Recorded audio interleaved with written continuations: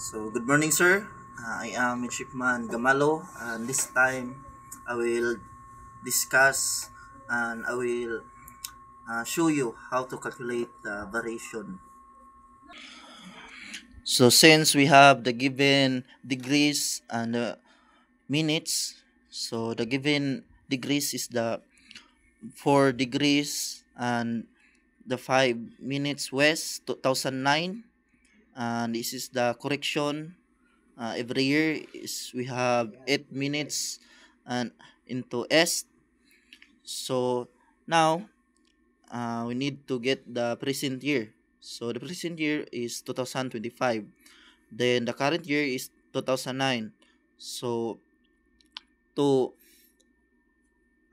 identify the correction, so i-subtract lang nato ang the present year and the current year. So we have the 16 years. So every year is we have a correction. So 8 degrees S. So mao ni 8 degrees S. So 8 times 16 years. So the total is 128 minutes. So kani aron makuha na to ang degrees is we have to divide the 128 minutes divide 60 is equal to 2.13 or 2 degrees and 13 minutes S. So mo ni ang iyahang correction. So let us move here. So 2025 is the present year. So we have 2 degrees and 13 minutes S.